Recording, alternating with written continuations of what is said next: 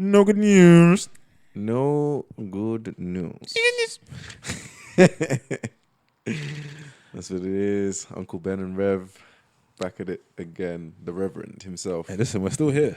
Hey, we're still here. Listen, listen, I want to just get straight back into it and just... we're going to talk about our guy Boris.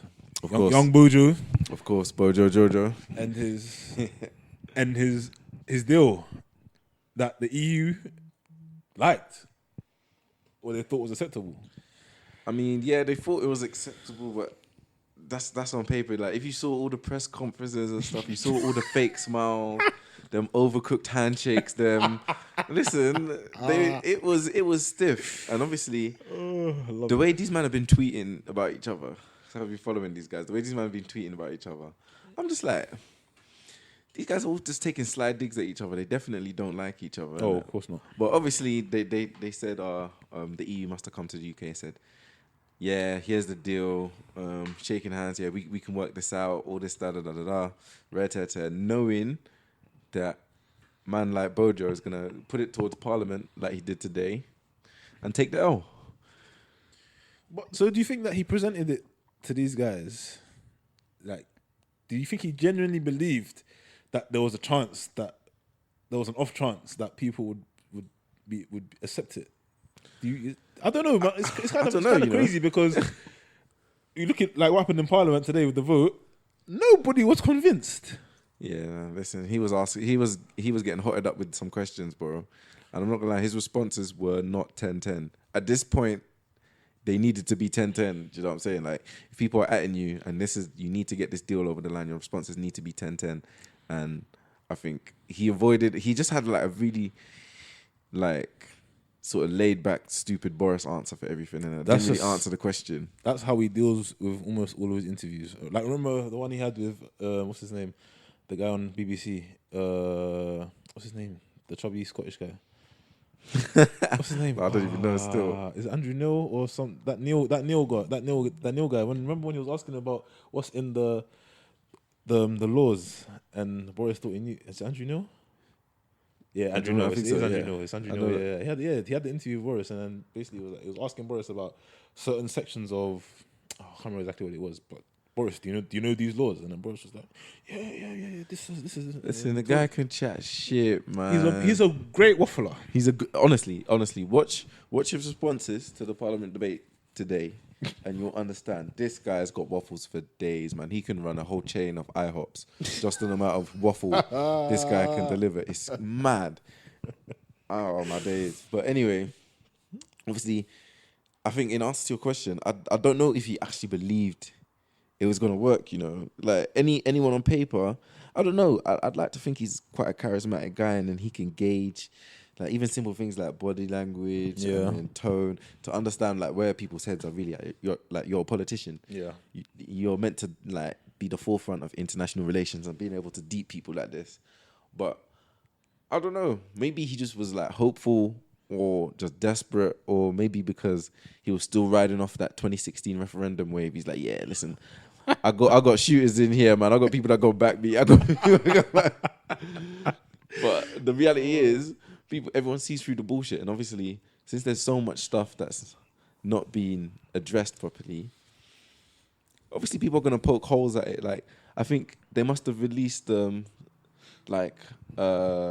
draft evaluation or something of their economic report for what their deal was gonna entail. Yeah, and they only had that advance release apparently yesterday, basically, like 24 hours before today. And the thing was 500 pages long.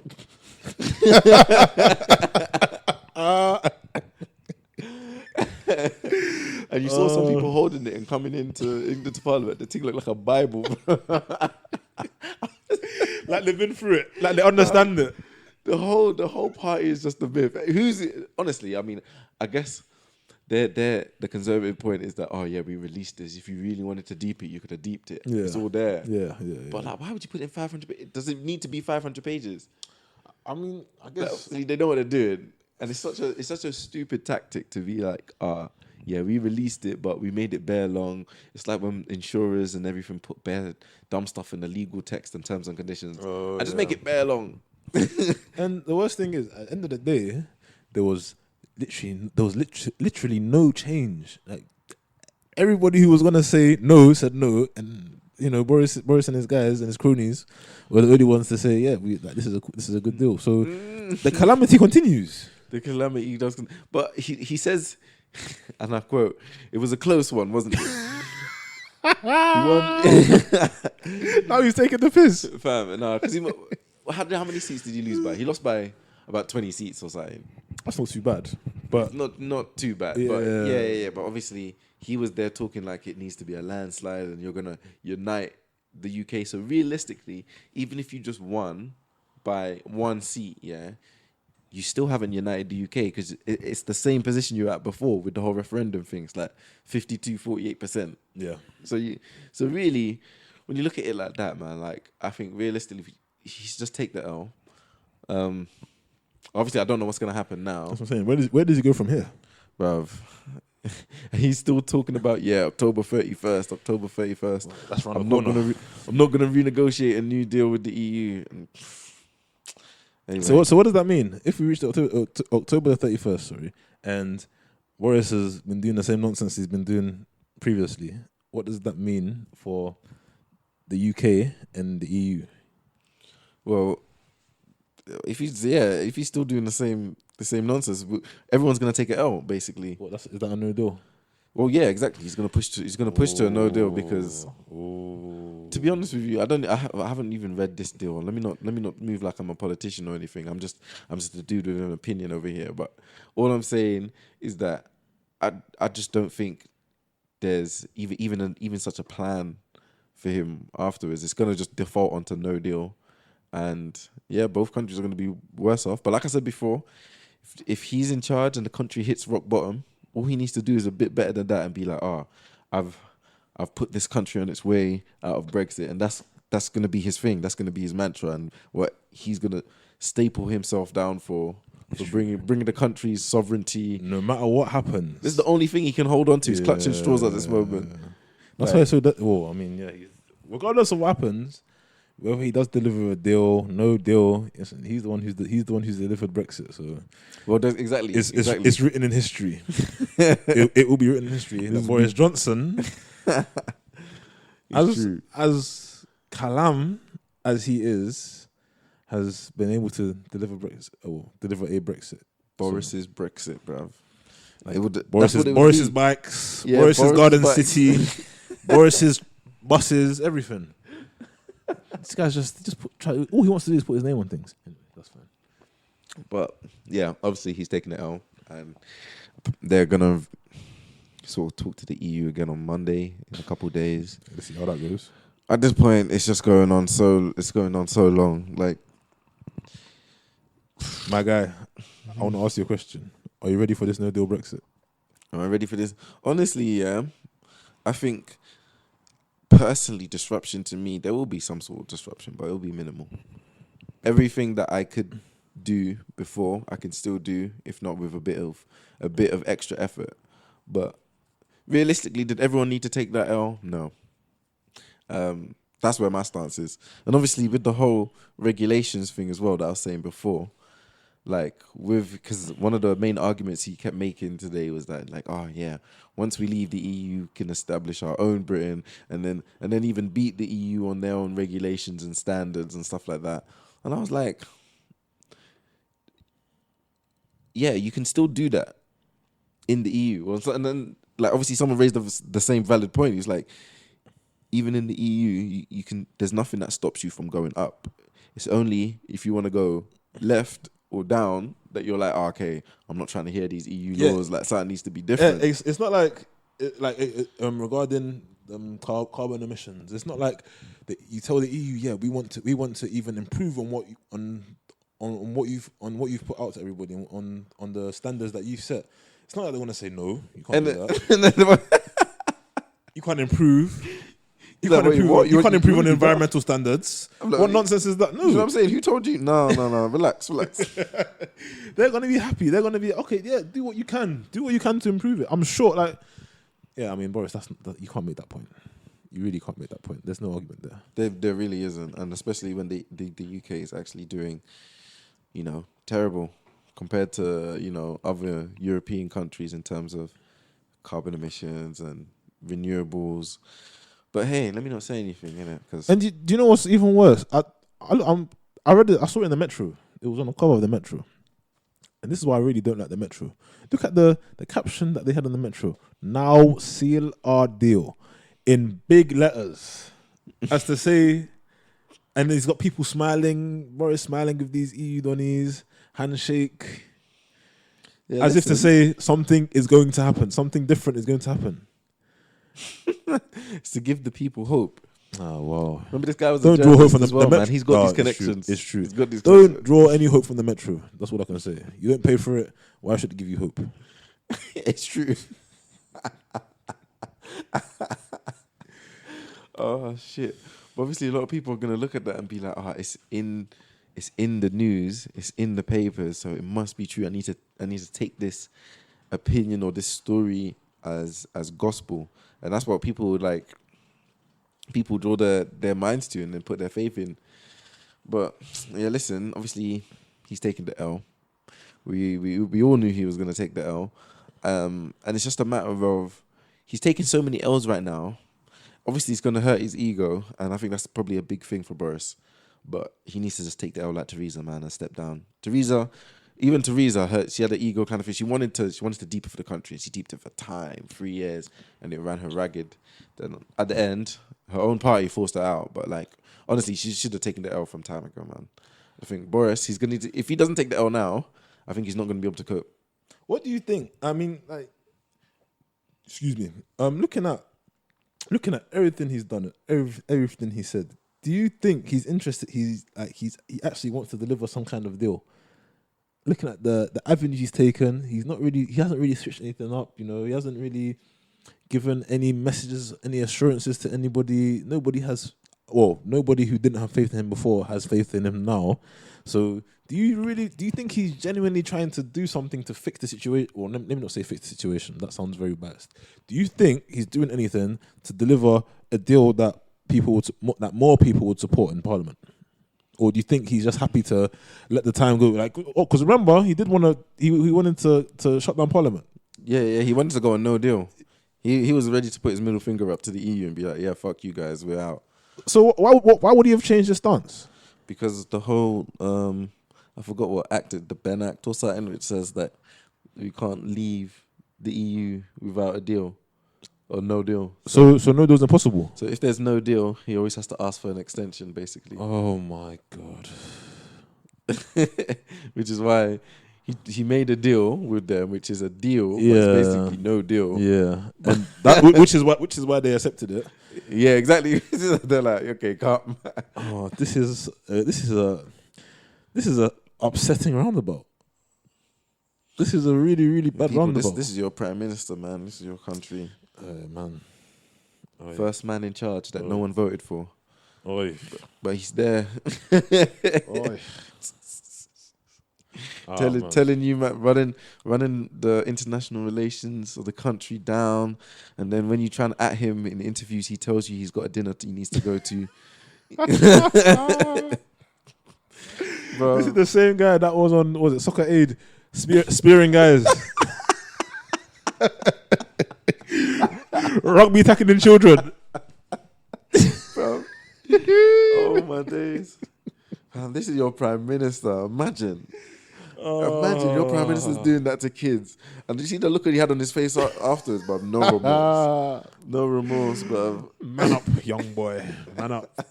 Oh my word, Boris. Bro. Another thing, just another segue. I mean, there isn't really a segue here, but I want to talk about this Metro, isn't it? The Metro is a very interesting newspaper because I don't, when I see it, I'll just flip through it quickly. It takes me a minute to go through to read the Metro. I just flick through the pages and see what people or see what newspapers think is important to be putting out into the world. And I saw an image of Kate Middleton. What's her official title? I don't. Is she Duchess of York? Duchess of Cambridge. Cambridge? I don't know. Listen, she's the Duchess of somewhere. One of them. No, not Wales. It's something. She's like Something, yeah. she's the Duchess of something. And I saw her wearing a headscarf. And you know what? I was looking at it and I thought, she looks like a proper woman. Like, I just like the idea of headscarves, isn't it? Okay. I just, women, hey, do better and wear headscarves. I mean, showing all the flesh and that. Listen, they're giving the game away for free. Put a headscarf on and enjoy some modesty, and enjoy some modesty. listen, increase the settings on the game. You know what I'm saying? Right now, guys are playing on amateur / semi-pro. Let's make it a legendary or ultimate thing. Anyway, that was a quick segue. I saw that and I thought, yeah, it's a good idea. Me, I'm an advocate for the headwear, hiding your hair, hiding your legs, we can't even call it hiding, but yeah, covering up. I'm an advocate for that, Covering up, okay. I guess I'm a reverend, so it's natural, yeah. Yeah, you're old school, man. That's I try. I hear that. No, but let wear the headscarf, innit? Let wear the hijab or anything. Hopefully no one's calling that cultural appropriation. Listen, I'm tired. I don't want to hear it. Cultural appropriation nonsense. I think she's gone to Bangladesh. I think she went to one of the a country somewhere in Asia, a Muslim country in Asia. So listen, it's normal. Like I don't want to hear it. I don't want to hear cultural appropriation. I don't want to hear that come out of anybody's mouth. Because she's just following tradition. She's just doing what they do in the country. She's following the rules essentially. So no, I don't want to hear it. That's true. Yeah, that's true. Please, I don't want to hear it. If you got comments, comment on it. Yeah, but really and truly, I don't want to hear it. What else has been in the news? Extinction Rebellion. Ah, man. I'm gonna let you start with this one because I don't really know what I think, what I believe. All I know is that in the beginning, it seemed as though they were going in a good direction. They had a good point, a good message to show, and they were actively trying to bring people on board and trying to get people to understand what they were doing in the beginning, initially. Now, it's not too far from a circus. But yeah, give me your impression on this because it's interesting. Well, obviously their point or where they're coming from, they got a valid point. The climate is warming and everything, and people need to cut their emissions and people need to live more efficiently. In my opinion, people need to live more. People need to cut their waste. There's too much. It's crazy. Yeah, exactly. And as you said, but that is exactly the completely wrong reason to force people to live their lives more inefficiently by causing disruption. Because all you're going to do is piss off people. And they're pissing off the wrong people. Like, realistically, the people that have to, in response to, them, what they're doing in Canning Town, innit? With them stopping the DLR, the Jubilee line at 5 or 6 or something in the morning. Why? The only thing I have to say about that is the person who, I don't know if the person who was on the train was an actual, was high up in the Extinction Rebellion hierarchy or whatever, but the person who was on the train was set up by somebody else in Extinction Rebellion because of all the stations. Of all the stations in London, of all the underground stations for you to go to, you come to the one where the geezers are about. I've seen someone tweet this as well. The home of the geezer, no nonsense Africans, and stiff Eastern European dons. Why the hell would you jump on the... Listen, these people on the edge, these people are grinding. A lot of them grind for minimum wage. They're grinding for money that's not great. They need to feed their families. They need to pay rent. And you're standing on a train thinking, yeah, these guys, you're gonna garner some support from these people. Are you mad? I'm surprised they didn't kill him. I'm honestly shocked they didn't kill him because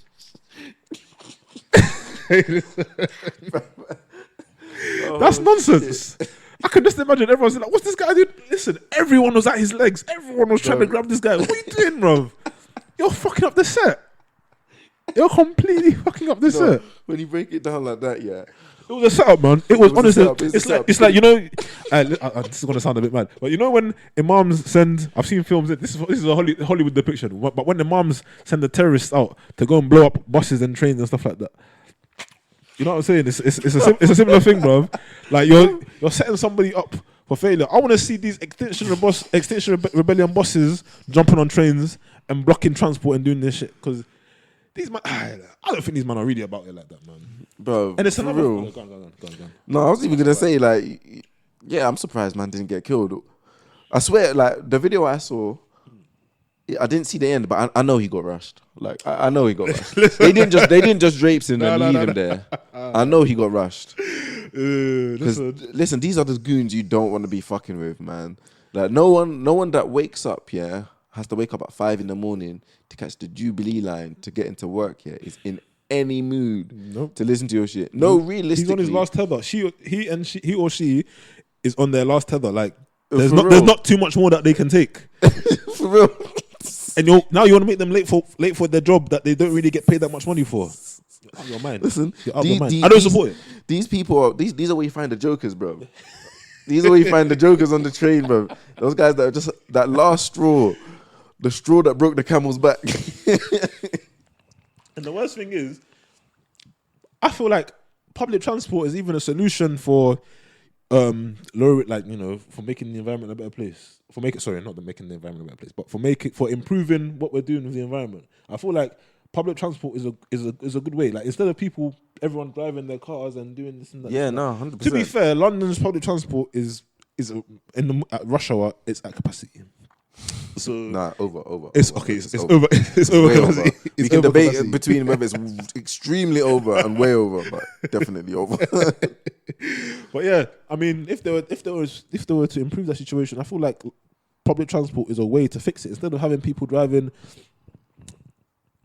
in one car each to drive to work, you know what I'm saying? Yeah. I feel like that's a Like, solution. even the people on one underground train, that's like, what, at max or at this overcapacity, like at least a couple hundred on this one train. Yeah. Imagine that, that's a couple hundred cars. That's a heavy traffic. That's a deep traffic jam in itself. Mm-hmm.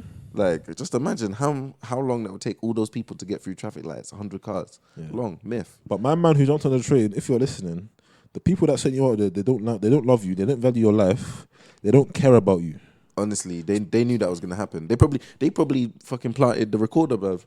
They probably knew. The Instead of them to send him to Kew Gardens or, you know, or somewhere like, they sent him to Canning Town. Oh, it's true. and dude. you know the worst part is my man didn't do his research. My man did not do his research. He didn't know. He wasn't aware of the demographic, and he had to suffer for that. It's a shame. It's a shame, man. Do you know? Because it's jokes. Because obviously they've been doing these protests everywhere, innit? Yeah. But it's only as soon as they come east.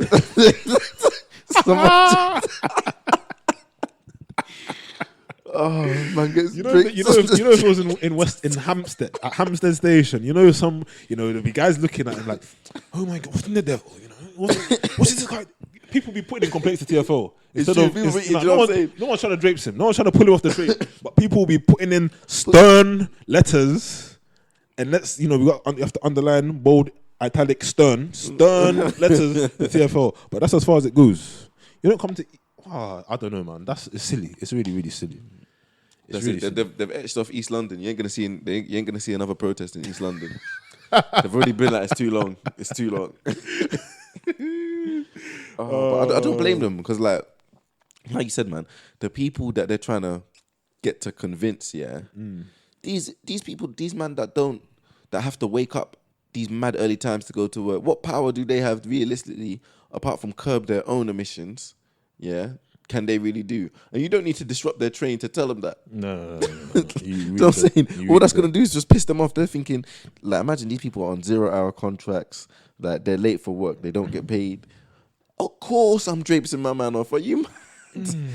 Listen, you fucking up with my bag at this point. Nah, and I don't even know you. The only way I can take somebody like that seriously is if, for example, he cycles everywhere he goes. You know, he his electricity use at home. He doesn't own a TV. His electricity use is very, very low. You know, he doesn't charge his phone. Oh, he charges his phone. He's got a phone with them 2-year batteries. You know, them things there. He doesn't like. If his carbon footprint is low, like as in low, in comparison to the rest, and I can take him seriously because you know he's about it. His values suggest that he is somebody that that genuinely believes that people are damaging the environment, and yeah, I can see when I see things like that, I can support it because I know this person is really about it. Like this person is living, they're practicing what they preach. But I have a feeling because a lot of these people are middle class. You know, a lot of these people are like middle class people that are coming in, disrupting the road, that are sitting in the roads chilling. I'm surprised. I mean, I didn't realize middle class people didn't have jobs to go to. I always thought that they were the hardest. Well, not the hardest workers. I always thought they were active in the work scene. I always thought they did the 9 to 5s. You know, the Monday to Friday. That's a valid point because these people, 100%, you have to be unemployed. You have to be unemployed to be. I mean, I can't imagine taking holidays to do this. To do this. Do you know what I'm saying? Nah, there's no way. There's no way. Man said take holiday and wake up at 5. Nah. For me to wake up at 5 on my own accord, do you know how many times? Do you know how many days off I must have had? Too many. Like obviously, it's just a shame because there's a valid point, but they're just pissing people off. And then there was a thing where I think I can't remember where they were. I think it was in Westminster or somewhere near the Houses of Parliament or something like that. I don't remember. But they were trying to do this fake blood display, and they had. Oh yeah, you remember that? Yeah. And they had like the red blood and the hose. There's like a fire truck. Or yeah, something. yeah. They had a fire truck, and had a hose, and the hose was supposed to splurt out fake blood all over the place, and they must have lost control of it, and the amount of water wasted in the operation there. Listen, for fuck's sakes, these guys go on. They preaching all of this, like protect your world. Let's do this. It's looking like a circus right now, if I'm honest. Because I'm me personally. I think I'm a green person. I really do think that I recycle. I try not to use too much water. I mean, what else I don't drive. I don't really cycle, but I use public transport as much as I can. So I'm not. I don't think I'm too far away from the real ones. Personally, I don't think I'm too far away from them. But I can't imagine that every single person who is part, because a lot of these middle class people, they own cars made in 1980. Like I'll see a lot of them in Volkswagen transporters, trudging through Shoreditch, smoke billowing out the back of their car or their van, and it's like, wow, you people. Are you bored? It's just boredom that's leading you to do this, or do you really believe? Do you really believe in this cause? I don't know, man. I would like to support him, but it's run by clowns, from what I can see. It's just run by not serious people. Like I said, I support what they're saying. The message. They're just losing the public support, and realistically, the public support is the only support they're gonna get. These corporations are not gonna support you. You need the public support to tackle what they're saying or their views. You don't piss off the public, and then where you going? That's what I'm saying. It's a bit like the Black Lives Matter thing, and the Black Lives Matter for me initially. Like Black Lives Matter it's a good cause. It's like I can understand the idea behind it. There's black people being murdered in America, and that shouldn't be happening. So we've got to fight back, and we've got to not even fight back, but we have to stand our ground, and we've got to stand up to it. But then to go out and start attacking, what it's led to is people just going out and start attacking. Like people have just started attacking white people for no reason. White innocent people that just minding their own business are being attacked, and it's because of the message that it's because of the message that Black Lives Matter, Extinction Rebellion, wherever you go, there's going to be radical people. You know what I'm saying? There's going to be extremists. There's always going to be somebody that takes the message too far. In any walk of life, religion, school, everywhere you go, there's going to be people like that. But yeah, I just feel like it's getting a little bit out of hand. I don't know who's in. Like I said, I don't know who's in charge. and please, I want this message to get to the people that are involved in this. You people who are going out to Canning Town early in the morning and putting your lives at risk, I want you to ask the people who are putting you in this position. I want you to ask them, have you done this yourself? Have you actually done this yourself? Ask for videos, ask for pictures, newspaper articles, whatever you can. Just ask for some sort of evidence, because these people. I mean, fair enough. If you're willing to risk your life for the cause, cool. But don't risk your life for a cause that the people that are sending you out. It's true. They're not serious about it. You know what I'm saying? Like, don't do that. These guys got set up. No, the more I think about it, these man got set up. It's a setup, man. It's crazy. Extinction Rebellion. And do you know what? Who's paying for all the stickers? Do you know what I'm saying? Exactly. I see a lot of Extinction Rebellion stickers on buses, on bus shelters, on trains, on the wall, on posters, everywhere. I think they might be selling them. Someone's making a quick buck. Someone's making money off this. You know what I'm saying? And that's a waste of paper. That's crazy. That's actually, yeah, man. There's so many holes in that argument. Listen. I think realistically they need to go back. Bring me on board, because I'm about it. Like I like the initial message. Bring me on board and let's see what we can do, because I'm willing to help. Whoever's in charge right now is leading you down the wrong path. They're setting you up for their own gain. Do you know what? It sounds like someone just trying to make peace. Selling stickers and T-shirts. That's what I'm saying. It's one of them ones where like it sounds like another, just like one of them Facebook groups that just escalated. Area 51. What? Joseph Kony. Yeah, one of them ones, isn't it?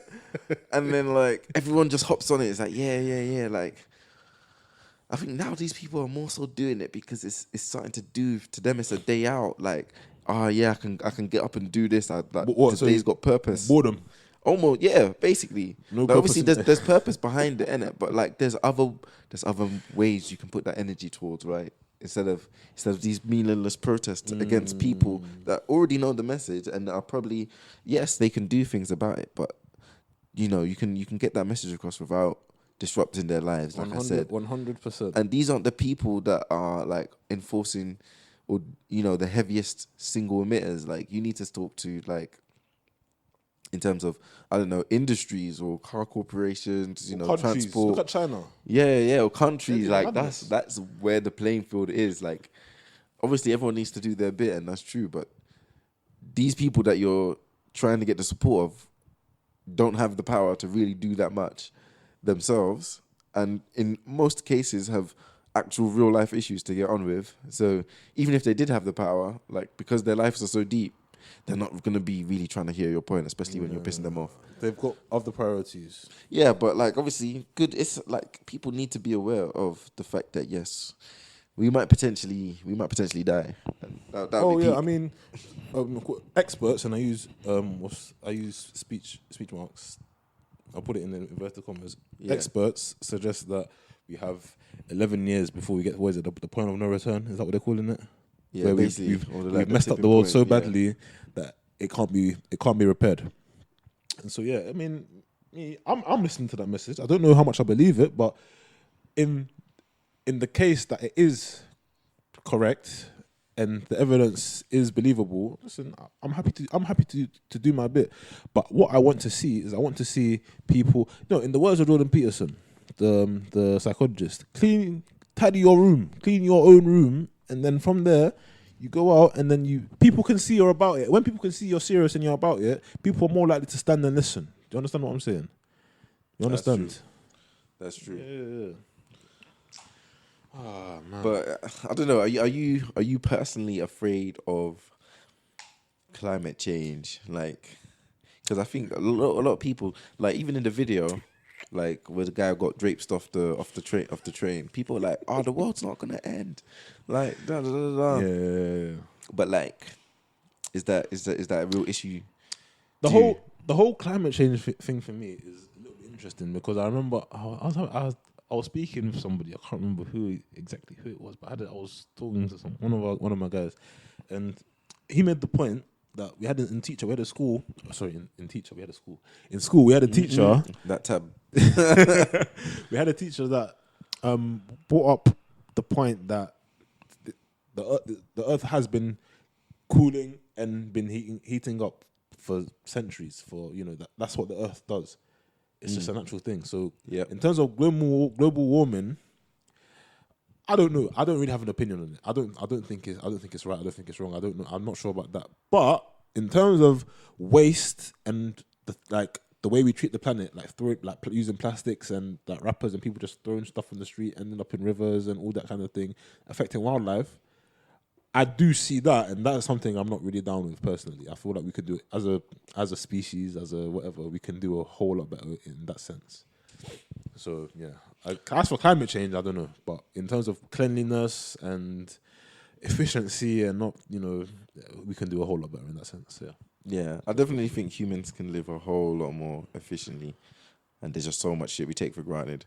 Oh, absolutely. It's actually mad that we use plastic like nothing, like you just said. There'll be like, and I don't know why. I'm not even taking shots.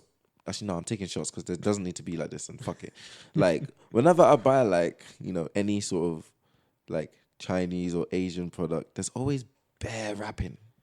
Yeah. When you buy something from Amazon, like they'll be like free. Even something as simple as like some ramen noodles.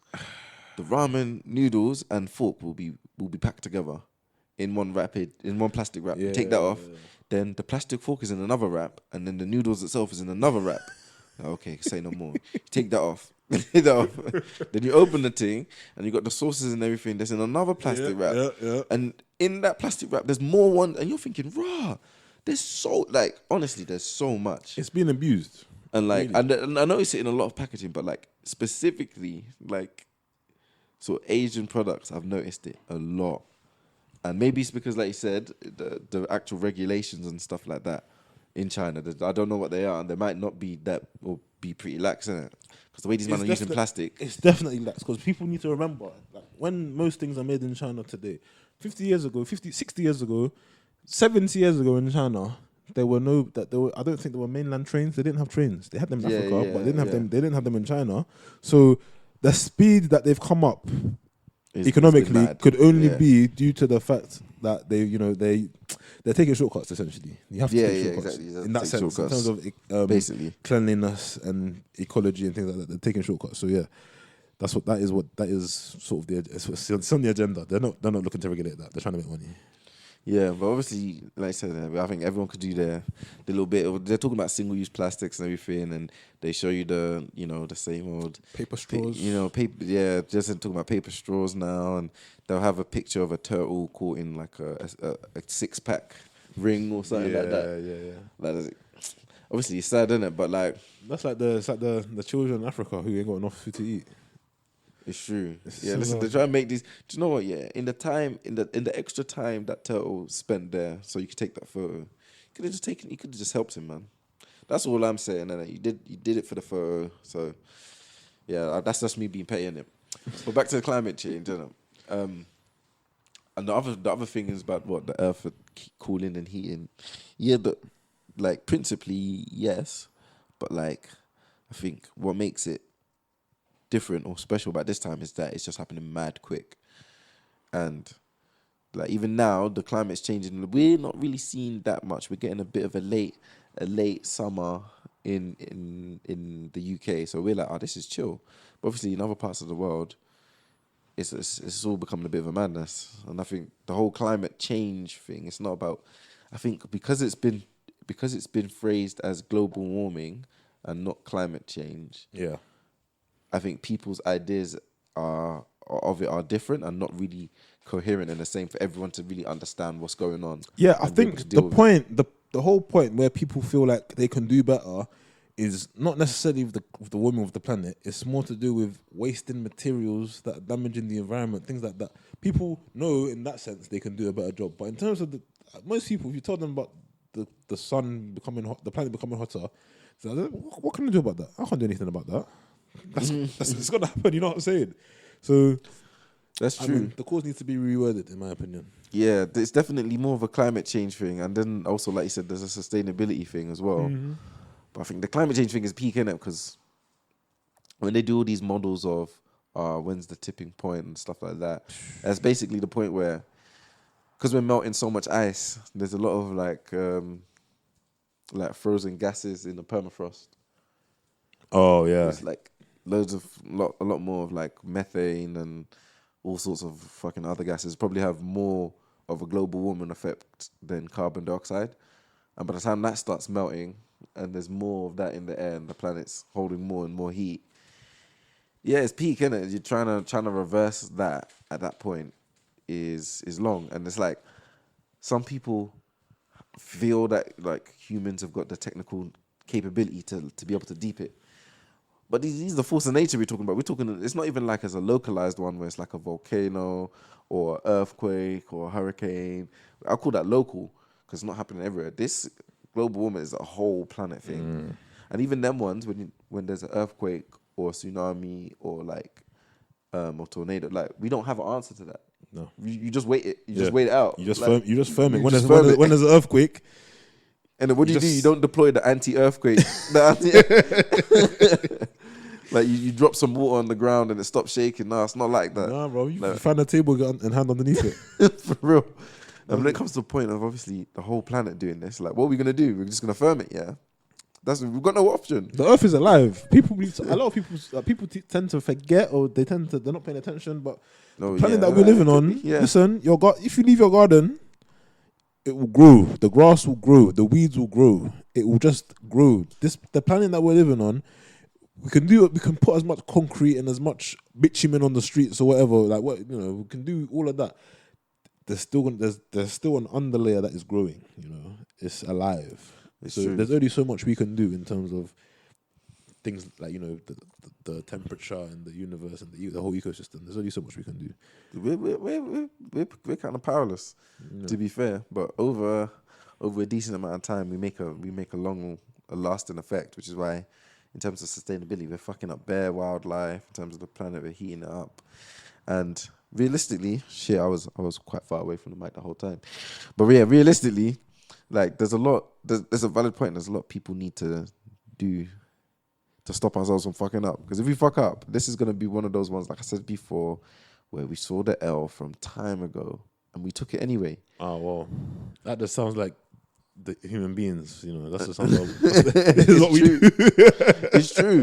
Because you know when guys are out in a club and they see that chick that they know she's filth.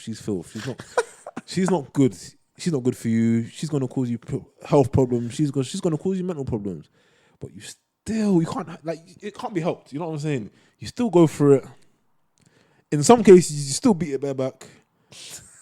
And you know what I'm saying? Like we can't help it. It can't be helped. This is what we do. This is what we know. We do what we know. There's nothing much that we can really do about it. It's true. You saw the L. You knew it was gonna be L. Yeah. You went through. You barebacked it. Then you got twins, innit? That was she was like, I'm trying to keep the baby. You're like, oh fuck. And you find out it's twins. You're like, oh fuck. You saw it. You made the decision, and that's it, bro. Human beings, in the sense of, like a lot of people like to say we have free choice. Listen, we already know what we know. You know what I'm saying? There's only so much we can actually do in a situation. Yeah. Like it's Anyway, boy, can we take a break? I want to take a break. I need to piss. Oh yeah, okay. Say no more. Can we break?